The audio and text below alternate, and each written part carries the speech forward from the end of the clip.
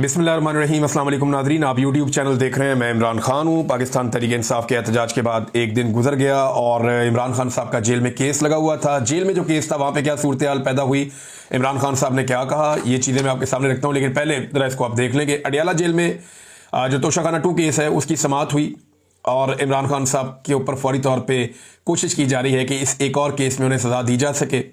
इमरान खान के वकला और अहले खाना को समाअत तक रसाई देने की दरख्वास्त की गई कि जनाब वकील ध्यान दो।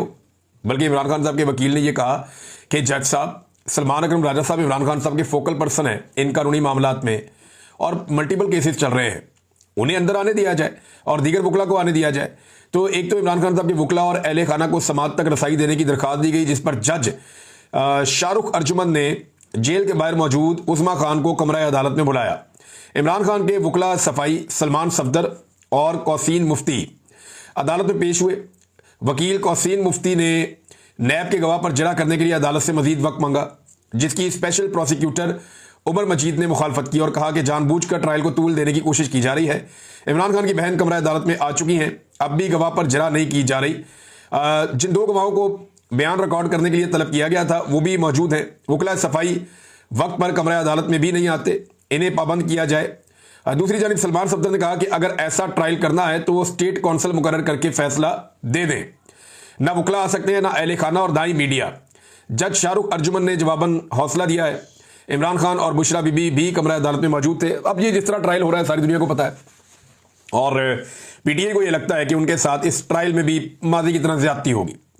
जैसे साइफर वाला मुकदमा बनाया गया, जैसे इद्दत वाला केस चलाया गया, जैसे तोशाखाना का एक और पहले केस चलाया गया, ये वो सारे मुकदमात हैं जो अलकादर वाला भी, ये सारे मुकदमात ऐसे हैं जहां इमरान खान साहब को और उनकी पार्टी को बड़े शदीद तहफ़्फ़ुज़ात रहे हैं। 9 मई के मुकदमात तो वो तो ना 3 में ना 13 में, जिस किस्म के वो मुकदमात हैं उन्हें अगर आप सुने और उन्हें आप पढ़ें तो इंसान के रोंगटे खड़े हो जाते हैं कि इतनी बड़ी मिस्टेक्स जिस मुल्क के अंदर इदारे कर रहे हैं वो मुकदमात में, उन इदारों को क्या रहने का इख्तियार भी है। अजीबोगरीब किस्म की बोंगियाँ मारी हुई है वहाँ पर। और अभी तो इतना आगे निकल गई पुलिस, इतनी एडवांस हो गई पंजाब पुलिस के पंजाब में एडवांस में एफआईआर भी हो जाती। वो गुजरपुरा की एक एफआईआर गर्दिश कर रही है, वो 4 तारीख को हो गई थी कि 5 तारीख को ये होने वाला है जनाब, पहले से हमने एफआईआर दे दी है। बहरहाल इमरान खान साहब ने यहाँ पे कुछ बातें की। एक तो उन्होंने खुशी का इजहार किया इमरान खान साहब ने कि इतनी फस्तायत और जुल्म के बावजूद, जबर के बावजूद लोग निकले और लोग अपनी मदद आपके तहत निकले। ये भी इमरान खान साहब ने कहा। इतना जुल्म किसी मार्शल लॉ में भी नहीं हुआ जितना जुल्म अब हो रहा है, ये भी इमरान खान साहब ने कहा। दूसरा, इमरान खान साहब ने नई हिकमत अमली मुतारफ करवाई है जिसे पाकिस्तान तहरीक इंसाफ के लोग, स्पेशली वो न्याजी साहब, जो अहमद न्याजी साहब, वो भी ये कह रहे थे कि इमरान खान का हुक्म आया है कि अब स्मार्ट एहतजाज करना है। ये स्मार्ट एहतजाज क्या होता है? इमरान खान साहब ने सन 2020 में जब कोरोना वायरस आया तो उस वक्त इमरान खान साहब ने कहा था कि स्मार्ट लॉकडाउन हम करेंगे, इससे नुकसान कम से कम होगा और हम अपना टारगेट भी अचीव करेंगे, अपने लोगों की जान भी बचाएंगे। यानी हम नुकसान से भी बचेंगे और हम कोरोना वायरस से भी बचेंगे। ये इमरान खान साहब ने जब स्मार्ट लॉकडाउन का कहा तो इसके ऊपर अपोजिशन ने बड़ा मजाक उड़ाया। एस्टेब्लिशमेंट ने सहाफियों को बुला बुला कर कहा कि हमारा वजीर आजम शायद अजीब अजीब हरकतें कर रहा है, आप जनाब इमरान खान को समझाएं। एस्टेब्लिशमेंट कहती थी सहाफियों को कि इमरान खान को जाकर कायल करो कि वो पूरे मुल्क के अंदर लॉकडाउन लगा दे। सहाफी जाकर इमरान खान साहब से कहते थे कि जनाब आप पूरे मुल्क में लॉकडाउन लगा दे। एस्टेब्लिशमेंट सियासतदानों से भी कहती थी, अपोजिशन से भी प्रेशर डालती थी, मीडिया को भी कहती थी ताकि इमरान खान साहब पूरा लॉकडाउन लगाएं और इमरान खान साहब का पूरा बंदोबस्त हो जाए पाकिस्तान की सियासत में। क्योंकि 2019 में नवाज शरीफ साहब मुकम्मल डील कर चुके थे जनरल बाजवा से, तो अब उन्हें जल्दी थी कि कोरोना के बहाने इमरान खान साहब को निकाल दें। लेकिन इमरान खान साहब ने बात इनकी नहीं सुनी और एक स्मार्ट लॉकडाउन की तरफ गए, जिसका शुरू में मजाक उड़ाया गया लेकिन फिर पूरी दुनिया ने तारीफ की और उन्होंने कहा कि पाकिस्तान एक ऐसा मुल्क है जो दुनिया के टॉप 3 मुल्कों में है जिन्होंने कोरोना वायरस का मुकाबला किया। अब आजकल कुछ सहाफी और कुछ दीगर लोग जो है इमरान खान साहब के उस दौर में जब कोरोना वायरस आया हुआ था, एक अखबार की कटिंग निकाल कर लगाते हैं जिसपे इमरान खान साहब ने कहा था कि जो लोग जलसे जुलूसों के लिए कुर्सियां वगैरह देंगे उनकी चीजें, उनका सामान जब्त किया जाएगा। और वो सहाफी को लिखता है जी हम दायरों में घूम रहे हैं, कोई कह रहा है जी इमरान खान के दौर में भी ऐसा था, कोई कह रहा है जी याद माजी अदाब है यार। अब तो मैं सिर्फ याद दिलाऊं, वो कोरोना वायरस का दौर था। इमरान खान ने तो किसी भी जलसे की परमिशन देने से इनकार नहीं किया, बल्कि वो तो इन चीज़ों को बॉदर ही नहीं करते थे। कोई जलसा करना चाह रहा है, जुलूस करना चाह रहा है, जितने पीएमएलएन ने इमरान खान साहब के दौरे हुकूमत में जलसे किए उनकी तो कोई माजी में मिसाल ही नहीं मिलती। जितने फजल रहमान साहब ने किए, पीपल्स पार्टी ने किए, इमरान खान साहब ने फ्री हैंड दिया हुआ था कि आपने जितने जलसे करने आप करें, लॉन्ग मार्चेस लेकर आने, आप लेकर आए, ये जलसे भी करते थे, लॉन्ग मार्च भी लेकर आते थे। तो इमरान खान ने तो जमहूरी होने का सबूत दिया था, लेकिन इमरान खान के मुखालिफिन बहुत ही घटिया निकले और उन्होंने तमाम जमहूरी इकदार जो हैं उन्हें पामाल किया है सिर्फ इमरान खान की मुखालफत में और उसके खौफ की वजह से, उसकी मकबूलियत की खौफ की वजह से। और उनको क्या मसला है, इन्हें लगता है जब तक इमरान खान है या उसकी मकबूलियत है, सियासत में इनकी दाल नहीं गलेगी। तो वो जनाब, वो जो कटिंग जो है वो इस वक्त पेस्ट करके तो प्रोपेगेंडा किया जाता है, वो कोरोना वायरस के टाइम की है। और आज अगर कोई मना करता है तो आप उसके साथ इसका मुवाजना नहीं कर सकते। किसी की जान बचाने के लिए आप ये कह रहे हैं कि लोगों को आप इकट्ठा ना करें। बहरहाल स्मार्ट लॉकडाउन के बाद इमरान खान साहब ने स्मार्ट एहतजाज की कॉल दी है। वो ये कहते हैं स्मार्ट एहतजाज करें, यानी आपने गिरफ्तार नहीं होना और आपका अपना नुकसान नहीं होना चाहिए, लेकिन आप हुकूमत के नाक में भी दम करके रखें। और यानी वो कहते हैं भगा भगा के मारे इन्हें। अब हमारा जो सहाफ़ी तबका है उनको आदत है देखने की कि इकट्ठा हजूम आ रहा है बहुत बड़ा, और ये हजूम आकर खड़ा हो गया, इसको अपने जनाब देखना है और यहां तसल्ली से खड़े होकर इनकी कवरेज करनी है, इनके इंटरव्यूज करने और चला देना है। अब इसके लिए मीडिया को एस्टेब्लिशमेंट की मिन्नतें करनी पड़ेगी कि जनाब उनको इकट्ठा तो होने दें, हमने उनसे बात करनी है। एस्टेब्लिशमेंट ने सारे रास्ते बंद कर दिए हैं। अब एक ही रास्ता है पाकिस्तान तहरीक इंसाफ के पास कि वो एहतजाज करें और पुलिस के आने से पहले निकल जाए, या रैलियां निकालें, छोटी मोटी एहतजाज करें, मुख्तलिफ शहरों में, मुख्तलिफ देहात में, अलग अलग जगह पे करें। वो उन्होंने किया है। अब ये सिलसिला आगे बढ़ेगा तो पाकिस्तानी एक नई तरह की सियासत देखेंगे, एक नए तरह का एहतजाज देखेंगे, जिसके लिए ना तो पाकिस्तानी मीडिया ट्रेंड है और जिसके लिए ना तो पाकिस्तान का सिस्टम पहले से ट्रेंड है और ना इन्होंने ऐसी चीज़ पहले विटनेस की है। इमरान खान साहब ने पाकिस्तान की सियासत में बहुत सारी ऐसी चीज़ें मुतारफ करवाई जो इससे पहले नहीं थी। सबसे बड़ा जो इमरान खान साहब का कंट्रीब्यूशन है पाकिस्तान की सियासत में, वो मिडिल क्लास को सियासत के अंदर लेकर आना है। मिडिल क्लास जो सियासत से अपने आप को इररेलेवेंट रखती थी, यहाँ पे एक मिडिल क्लास के अंदर मशहूर जुमला होता था, मैं तो बिल्कुल गैर सियासी हूँ भाई मैं तो बिल्कुल सियासत में नहीं हूँ भाई। यानी ये बड़ा फख्र समझते थे लोग के भी सियासत से मेरे से सियासी बात कोई ना करे, तो गाली समझते थे लोग इसको। तो इमरान खान साहब ने लोगों को इस तरफ तवज्जो दिलवाई, उन्हें लेकर आए और अभी वही मिडिल क्लास जो है वो गले की हड्डी बनी हुई है, ना वो निगली जाती है ना उगली जाती है एस्टेब्लिशमेंट से। ये मिडिल क्लास इतनी रेलिवेंट हो गई है कि बाकी सारे के सारे इररेलिवेंट हो गए हैं और ये पाकिस्तान चलाने वाले लोग हैं, तगड़े लोग हैं। भारत इमरान खान साहब ने अब स्मार्ट एहतजाज का हुक्म दिया अपनी पार्टी को और कहा भगा भगा के मारेंगे। और इमरान खान साहब का केस जो है वो अब 9 अगस्त तक मुलतवी हो गया है। इमरान खान साहब ने जो कारकर्दगी है कारकुनों की, उससे इमरान खान साहब ने कहा जी कि वो मुतमईन है। फिर एक और चीज़ जो इमरान खान साहब ने दोहराई है, बाद लोग इससे इख्तलाफ कर रहे हैं कि पाकिस्तान तहरीक इंसाफ को कोई भी मैदान खुला नहीं छोड़ना चाहिए, बल्कि जहां जहां पे ज़िमनी इलेक्शन होते हैं वो लड़ने चाहिए। मैदान तो वाकई खाली नहीं छोड़ना चाहिए और जहां ज़िमनी इलेक्शन होते हैं वो आपको लड़ना चाहिए। पॉलिटिकल पार्टी यही कर सकती है, मजीद एक्सपोज कर सकती है।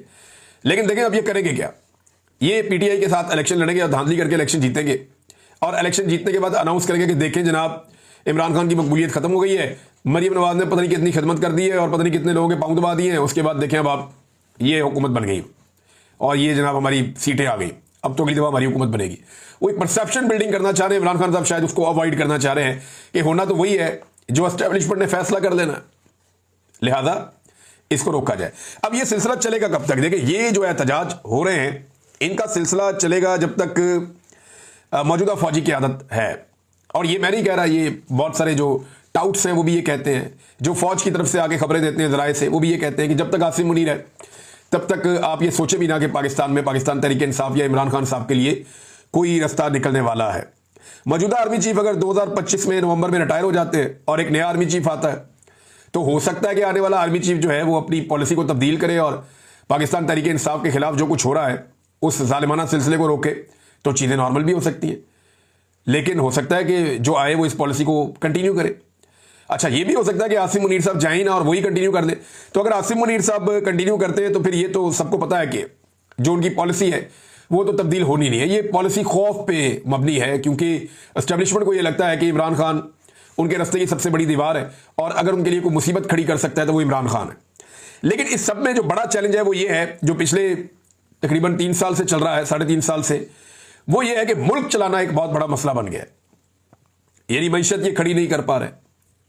मईशत की हालत आपके सामने, ज़र मुबादला के ज़खायर आपके सामने, सारा लोगों का पैसा दूसरे मुल्कों का हमने लाकर जमा किया हुआ है अपने ख़जाने में, पाकिस्तान का अपना उसके अंदर कोई कंट्रीब्यूशन नहीं है। अगर ये मुल्क अपना पैसा वापस ले, जिस पे आप बहुत भारी कर्जा उसके ऊपर सूद देते हैं, अगर वो पैसा वापस लें तो आप तनख्वाहें भी अदा नहीं कर सकते। खुदा न खास्ता ये सूरत हाल पाकिस्तान की बनी हुई है। तो जो ख्वाजा आसिफ ने कहा था कि अमलन पाकिस्तान डिफॉल्ट हो गया, वो बात उन्होंने उस वक्त गलत नहीं की थी। फिर महंगाई में जो इजाफा हो रहा है ये वापस नहीं हो सकता इस वक्त। चीनी की आप मिसाल ले लेना, हुकूमत की पॉलिसी की वजह से 80 रुपए किलो वाली चीनी अब 210 रुपए, 205 रुपए और बाज़ जगह पे इससे भी महंगी बिक जाती है। और आने वाले दिनों में जो चीनी इंपोर्ट की जा रही है उसके बारे में कहा जा रहा है कि वो 225 तक या इससे ऊपर जाएगी। और फिर जब पाकिस्तानी अपनी चीनी बनाएंगी, शुगर मिले, तो वो भी मुनाफा कमा के कुछ कीमत कम भी कर देंगे, तो उस वक्त भी अवाम के ऊपर बोझ रहेगा। तो ये महंगाई कम होने वाली तो नहीं है। गुर्बत में जो लगातार इजाफा हो रहा है, लगभग आधे पाकिस्तानी अब गुर्बत की लकीर से नीचे चले गए। ये भी ठीक होने के इम्कान कम है क्योंकि मायूसी है, एक गवर्नेंस के बड़े संजीदा मसाइल है। हुकूमत अपना हर काम करते हुए यही सोचती है कि इमरान खान का क्या बनेगा या इमरान खान को नीचा दिखाने के लिए वो क्या कर सकते हैं। जब आपकी सारी पॉलिसीज पाकिस्तान के 25 करोड़ अवाम के लिए नहीं, जेल में बैठे हुए एक लीडर के लिए है, तो फिर उन पॉलिसीज में खराबियां होती हैं और उनकी वजह से हालात बेहतर होने की वजह से खराब होते हैं। दहशतगर्दी जो है वो बढ़ती चली जा रही है, कंट्रोल नहीं हो रही। अभी एक और मेजर साहब शहीद हो गए, इंतहाई अफसोसनाक वाकया है। बार बार इस तरह के वाकयात हो रहे हैं, ऊपर नीचे शहादतें हो रहे हैं फौजियों की, और अवामी शिकायत जो है वो भी बढ़ती जा रही है दहशतगर्दी को लेकर। यानी जो कबायली लोग हैं वो अब चाहते ही नहीं है कि वहां पे ऑपरेशन हो, वो ऑपरेशन के खिलाफ है। और दूसरी तरफ जनाब ऑपरेशन भी किए जाते हैं और दहशतगर्दी भी कंट्रोल नहीं होती। इन सारी चीजों को अगर आप प्लस माइनस करके देखें, बेरोजगारी में भी इजाफा हो रहा है लगातार, और पाकिस्तान छोड़ छोड़ के भी जा रही है। एक रिपोर्ट है और ये गल्फ न्यूज में है, ये रिपोर्ट आप देखें ना कि सिर्फ 6 महीने के अंदर, ये खलीजी अखबार है गल्फ न्यूज। और मैं अभी आपको एक और इस हवाले से इंकशाफ करता हूं आपके सामने। मुझे बड़ी इंपॉर्टेंट एक बात पता चली है कि जो अरब ममालिक हैं उन्होंने पाकिस्तानियों के वीजाज क्यों बंद किए हुए हैं, ये मैं आपको भी बताऊंगा। सिर्फ 6 महीने में 3.5 लाख पाकिस्तानी बैरून मुल्क मुंतकिल हो चुके हैं, ये खलीजी अखबार गल्फ न्यूज का दावा है। मुल्क छोड़ने वाले अफराद में आला तालीम याफ्ता अफराद समेत इंतहाई तकनीकी अफराद भी शामिल हैं, जबकि डॉक्टर समेत नर्सिस के मुल्क छोड़े जाने से मुल्क के निज़ाम सेहत में भी मसाइल बढ़ने लगे हैं। ज्यादातर अफराद की तरजीह बरतानिया, कनाडा और खलीजी ममालिक हैं। अब मैं आपको बताता हूं कि ये जो कई अरब ममालिक हैं वो पाकिस्तानियों को वीजा क्यों नहीं दे रहे। पाकिस्तानी जाना चाहते हैं ना यहां अरब ममालिक में, कई ममालिक ने तो पहले से बंद किए हुए थे, कई ने अब बंद किए हुए हैं, वो वीजा नहीं दे रहे पाकिस्तानियों को। उन्होंने पॉलिसी बहुत सख्त कर दी है पाकिस्तानियों के लिए। ये क्यों हो रहा है, जरा इसके बारे में आप सोचें। ये खलीजी ममालिक को तो सस्ती लेबर चाहिए होती है और वो तो तरक्की कर रहे हैं, उनके तो धड़ाधड़ प्रोजेक्ट आ रहे हैं, तो पाकिस्तानियों को इस वक्त वीजा क्यों नहीं मिल रहे और इतनी सख्ती क्यों हो गई है। देखें, पाकिस्तान छोड़ छोड़ कर जा रहे हैं। फील्ड मार्शल ने कहा था ये ब्रेन गेन है, मेरी समझ में आज भी उनकी वो बात नहीं आई, मैं हैरान होता हूं। लेकिन इस ब्रेन ड्रेन को रोकने के लिए पाकिस्तान ने, ये मुझे एक खलीजी मुल्क से ये बात पता चली, मैं नाम नहीं लूंगा क्योंकि जिन लोगों ने मुझे बताया फिर उन्होंने कहा था कि अभी आपने नाम नहीं लेना, लेकिन मैं आपको ये बता देता हूं कि एक खलीजी मुल्क है, वहां पे मेरे एक दोस्त हैं, वो कुछ वीज़ाज के लिए काम करते हैं और उनके वहां का जो होम ऑफिस है उसमें बड़े अच्छे ताल्लुकात हैं। तो उन्होंने मुझे ये बात 2 दिन पहले बताई और उन्होंने कहा जनाब के, मैंने उनसे पूछा कि आप पाकिस्तानियों पे इतनी पाबंदी क्यों लगा रहे हैं, इंडियंस पे, बांग्लादेशियों पे उस तरह से नहीं है मामला जिस तरह पाकिस्तान के लिए है, तो पाकिस्तानियों से तो आपका बड़ा प्यार है। तो उन्होंने कहा जी हम जो पाबंदी लगाते हैं ना या लोगों को अपने मुल्क में आने से रोकते हैं, ये पाकिस्तानी हुकूमत की दरख्वास्त पे रोकते हैं, क्योंकि पाकिस्तान से लोग बहुत बड़ी तादाद में मुल्क छोड़कर जाना चाहते हैं, धड़ाधड़ लोग अपने पासपोर्ट बना रहे हैं और निकलना चाहते हैं। लिहाजा पाकिस्तानी गवर्नमेंट ने दरखास्त की हुई है कि ब्रेकें लगवाएं, हमारे लोग बहुत तेजी से पाकिस्तान को छोड़कर जाना चाहते हैं और छोड़कर जा रहे हैं। अब जो यूरोप है और बरतानिया है वहां पे वीजा मिलना बहुत मुश्किल है, सबको मिल नहीं सकता, तो उसके लिए लोगों को बहुत सारे पैसे भी खर्च करने पड़ते हैं। लोग अपने घर बार बेच के, जमीनें बेच के, अपनी जायदाद बेच कर लोग यूरोप और अमेरिका और बरतानिया इस साइड पे जा रहे हैं। अब ये सारी चीजें अगर आप प्लस माइनस करें तो हुकूमत की आप पॉलिसी देखें कि एक तो पाकिस्तान में लोगों के सारे मौके उन्होंने ज़ाया कर दिए, पाकिस्तान में आप काम कर नहीं सकते, सरमायाकारी कर नहीं सकते, हालात इन्होंने मुश्किल कर दिए जीने के, लॉ एंड ऑर्डर ही कोई नहीं, आपका पैसा महफूज नहीं अगर आप वहां पे लगाएंगे तो सिर्फ माफिया वहां पे कामयाब हो सकता है। और दूसरा, जब आप पाकिस्तान से बाहर जाना चाहते हैं तो सरकार आपके लिए रास्ता रोकती है। तो ये चीजें इस वक्त हो रही हैं। नाज़रीन, हमारे एक दोस्त हैं सहाफ़ी सरदार हमजा मान, उनके घर के मनाज़िर में देख रहा था कि उनके घर को तोड़ दिया जनाब पुलिस ने घर में घुसकर, और बड़ी अफसोसनाक बात है। यानी इस मुल्क में ऐसा लगता है कि सहाफ़त करना ही अब एक जुर्म बन गया है। अगर हुक्मरानों को आपकी बात पसंद नहीं है तो वो आपका घर भी तोड़ सकते हैं, मुकदमा भी दर्ज कर। अगर आपको लगता है कि उनकी सहाफत में कोई प्रॉब्लम है, कोई ऐसी बात उन्होंने की है जो गलत है या किसी कानून के जुमरे में आती है, आप FIR कर सकते हैं, आप बुलाकर पूछ सकते हैं। आप घर पे धावा बोलकर आप घर को तो नहीं तोड़ सकते ना। अब ये तस्वीर शेयर की हुई है राय साकिब साहब ने, मुझे बड़ी तकलीफ हो रही थी। इससे पहले यानी कभी ऐसा नहीं होता था, सहाफियों पे ज़्यादा से ज़्यादा कोई इंक्वायरी लग जाती थी, कोई शोकाज आ जाता था इदारे की जानिब से, या कोई चले मैक्सिमम FIR हो जाती थी। अब तो कत्ल कर देते हैं, गायब कर देते हैं, घर बार तोड़ देते हैं, घर वालों को उठा लेते हैं, उन पर तशद्दुद करते हैं। यानी इतनी फस्तायत तो हमने कभी डिक्टेटरशिप के दौर में भी नहीं देखी थी, जो अब हम देख रहे हैं पाकिस्तान में, बदकिस्मती से। नाज़रीन, एक डेवलपमेंट और हुई है आज के दिन में, वो पाकिस्तान तहरीक इंसाफ के अरकान पार्लियामेंट ने सुप्रीम कोर्ट तक एक एहतजाजी मार्च किया। इनके हाथों में जो है वो इन्होंने प्ले कार्ड उठाए हुए थे और उस पर इमरान खान के हक में नारे लगा रहे थे और साथ जो ज्यादती और जुल्म हो रहा है पाकिस्तान में उसके खिलाफ आवाज़ उठा रहे थे। तो पाकिस्तान तहरीक इंसाफ को इस किस्म की एक्टिविटीज़ रेगुलर बेसिस पे करनी पड़ेगी और रोजाना वो करेंगे तो एक इंपैक्ट क्रिएट होगा, वरना एक एक करके सारे एमएनएस तो वैसे ही खत्म हो जाएंगे। ये 9 मई के केसेस में, 26 नवंबर के केसेस में एक एक करके सबको सजा देंगे, इलेक्शन कमीशन नायल करेगा और सब पे आके PMLN के लोग बैठ जाएंगे। बज़ाहिर जो दिखाई दे रहा है वो ऐसे ही है। मुस्तफा नवाज खोखर साहब, जिनका पाकिस्तान तहरीक इंसाफ से कोई ताल्लुक नहीं है, लेकिन उन्होंने भी एक चीज का एतराफ किया, उन्होंने स्टेटमेंट दिया, इसमें कोई शक नहीं कि इमरान खान इस मुल्क का पॉपुलर तरीन लीडर है। अगर कल इलेक्शन हो जाए तो 8 फरवरी से ज्यादा वोट उन्हें मिलेंगे और हो सकता है कि इस दफा उन्हें 3/4 अक्सरियत भी मिल जाए, 2/3 तो दूर की बात है, यानी हर 4 में से 3 लोग उन्हें वोट डाल दें। इतना ताकतवर इमरान खान साहब हो चुका है। और ये वो लोग कह रहे हैं जो इमरान खान की पार्टी में नहीं है, यानी अगर आप कह सकते हैं कोई न्यूट्रल बात करता है तो उनमें एक आदमी मुस्तफा नवाज खोखर भी है। मुस्तफा नवाज खोखर का ये कहना, ये बड़ी इंपॉर्टेंट बात है, वो ग्राउंड पे देख रहे हैं पब्लिक क्या कह रही है और मामला किस तरफ को चल रहे हैं। मियां आबाद फारूक ने एक क्लेम किया उनके सोशल मीडिया पे, क्योंकि उनके भाई मियां शहजाद फारूक को गिरफ्तार किया गया था। अब उन्होंने ये इतला दी है कि कल रात 5 अगस्त को थाना लोअर माल से SP सिटी ने मियां शहजाद फारूक को मिलिट्री इंटेलिजेंस के हवाले कर दिया है। थाने के अंदर दीगर साथियों ने भी इस बात की तस्दीक कर दी है।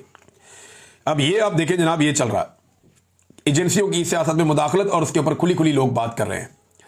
एजेंसियों की मुदाखलत तो ऐसे है कि आपने देखा पीछे सेनेट का इलेक्शन हुआ और उसके बाद मिर्जा अफरीदी साहब जो हैं वो सेनेटर बन गए। अब मिर्जा अफरीदी साहब भी कल के एहतजाज में आए हुए थे। जो गंडापुर साहब के साथ हुआ वो तो मैंने आपको बताया पिछले वीलॉग में, लेकिन मिर्जा अफरीदी साहब के चंद मनाजिर मैंने देखे और फिर मुझे पाकिस्तानी कौम पे तरस भी आया और इन सरमायादारों पे मुझे दोबारा से गुस्सा भी आया। यानी जिस तरीके से ये आदमी लोगों के मुंह पे बिस्किट मार रहा था ना ऊपर से, यानी अगर आप लोगों को बिस्किट देना चाहते हैं, नीचे भूखे लोग हैं, वो सुबह से रैली में चल रहे हैं, तो आप वो जो ट्रे है बिस्किट वाली वो नीचे भिजवा दें, लोग ले लेंगे और खा लेंगे। ये ऊपर से बिस्किट पकड़ के ऐसे भी नहीं, ऐसे फेंक रहा था, ऐसे लोगों को मार रहा था। इस दिस द वे, ये कोई तरीका है? ये इंसानों को कीड़े मकोड़े समझते हैं।